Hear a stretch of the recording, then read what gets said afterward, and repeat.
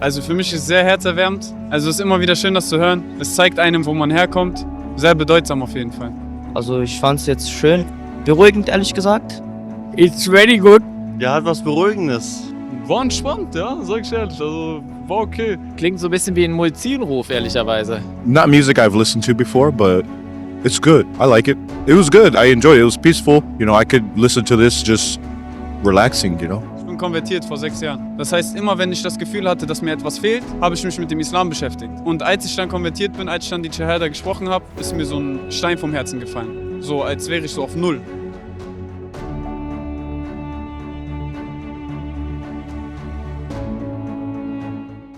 Und zu einem heutigen YouTube-Video geht es darum, wir werden dir etwas abspielen. Du wirst am Ende uns deine Meinung dazu sagen, was du empfunden hast. Okay. Allahu Ekber, Allahu Ekber, Allahu Ekber.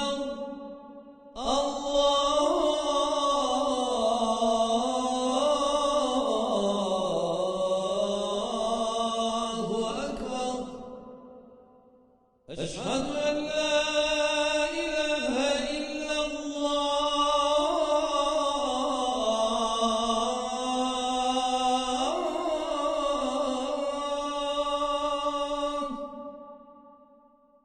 Eşhedü en la ilahe illallah.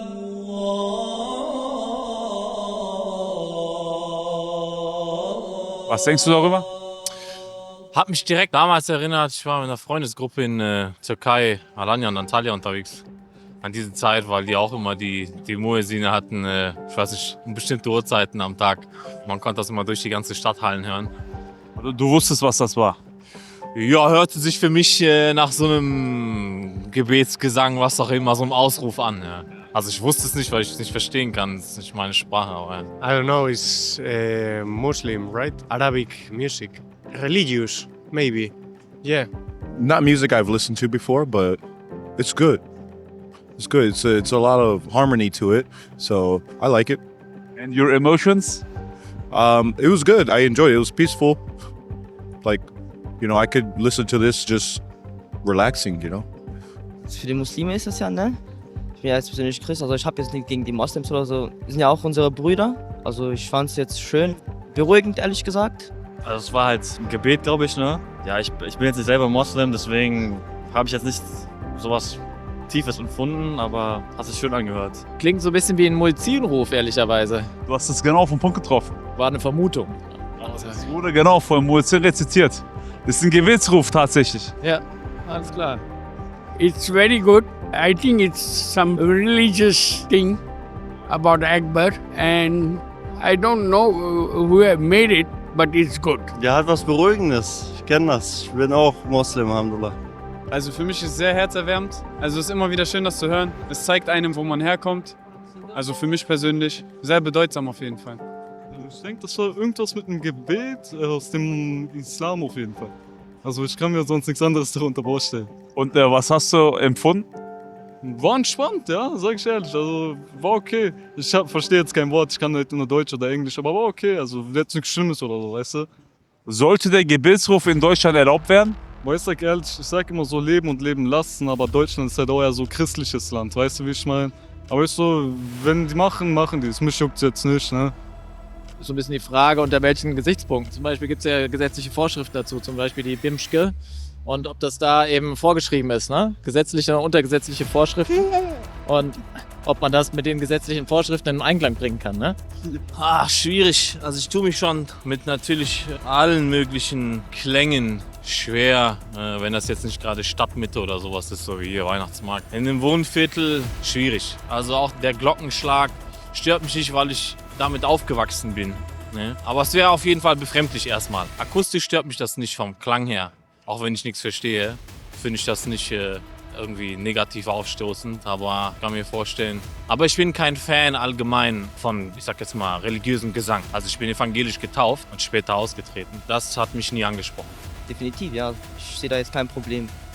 Also ich hätte nichts dagegen. Ich meine, wir hören ja auch Kirchen. Ne? Ich finde, da sollte nichts dagegen sprechen. Das wird von der Allgemeinheit halt nur schlecht geredet, weil die sich wahrscheinlich damit nicht viel auskennen. Und wenn die zum Thema Islam oder wenn die Islam hören, denken die ja direkt an Terror. Und ich hätte nichts dagegen, würde mich freuen, wenn ich sowas hören würde von der Moschee. Ist mir eigentlich egal. Würdest du dazu stimmen? Ich hätte nichts dagegen.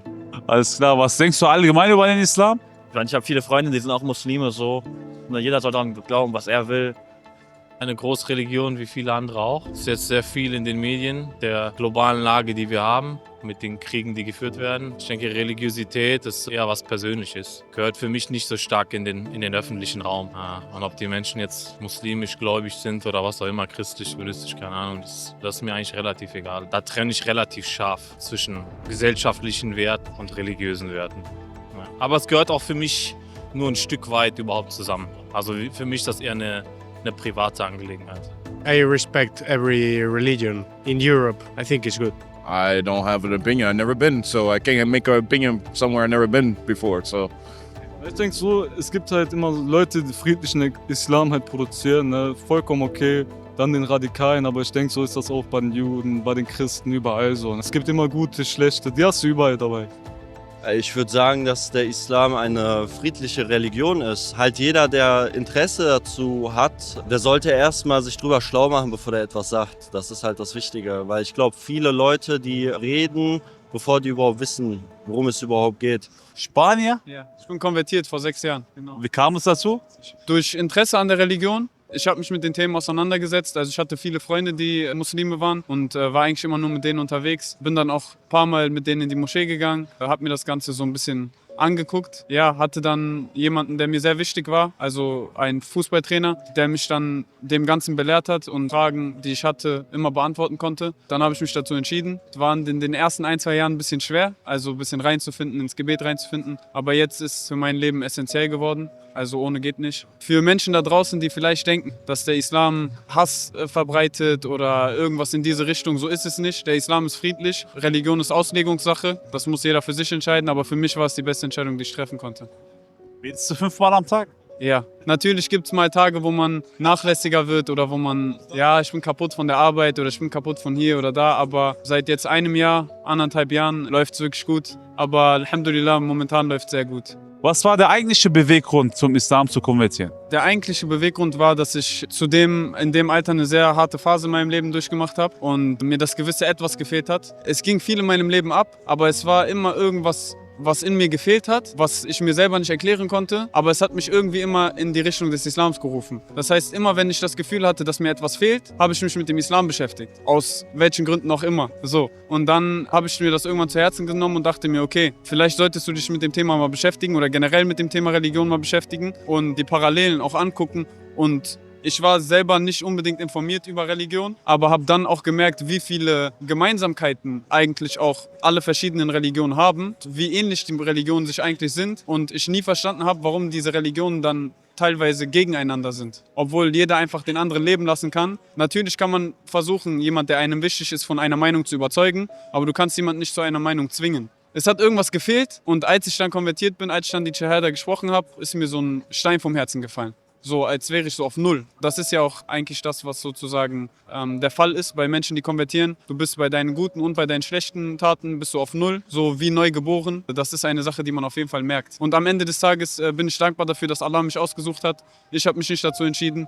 Allah hat das für mich vorgeschrieben, diesen Weg. Und ich bin extrem glücklich darüber. Und es hat mir auf jeden Fall aus der schweren Zeit rausgeholfen und hilft mir mittlerweile besser als jeder andere Freund, den ich haben kann. Wie war es für dich, die erste Zeit? Für mich war es relativ einfach. Man muss sagen, wenn du konvertierst, spürst du, dass der Scheitan dich will. Du hast es im Gefühl, weil er hat einen frischen Menschen, einen, der frisch in der Religion ist und versucht, diesen Menschen auf seine Seite zu ziehen. So, das heißt, du bist anfälliger für Sünden. So, und das ist eine Sache, die ich auch gemerkt habe, weil am Ende des Tages ist es schwer. Du musst eine neue Sprache lernen. Also du musst sie zwar nicht komplett verstehen, aber das Gebet erlernen ist ja schon schwer, einfach dadurch, dass es Arabisch ist. Die erste Zeit war ein bisschen, also für mich relativ einfach, da ich nie Alkohol getrunken habe. Ich habe nie irgendwie gerne Frauen getroffen oder irgendwie in der Art, dadurch, dass ich immer Sportler war.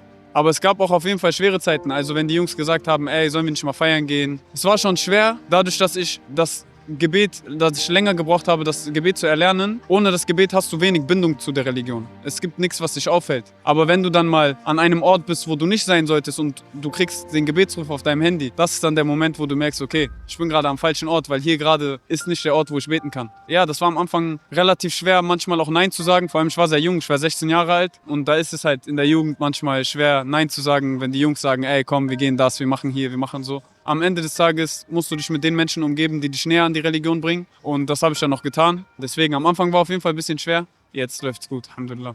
Dürfen wir das Video auf YouTube veröffentlichen? Ja, könnt ihr gerne machen. Okay. Okay. Sure. Yeah, go ahead. Yeah. Juckt mich nicht, mach ruhig, klar, kein Thema. Ja.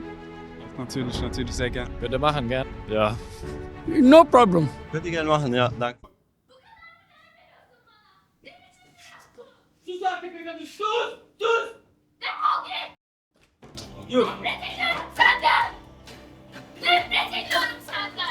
Bir daha yüzümü göremeyeceksin.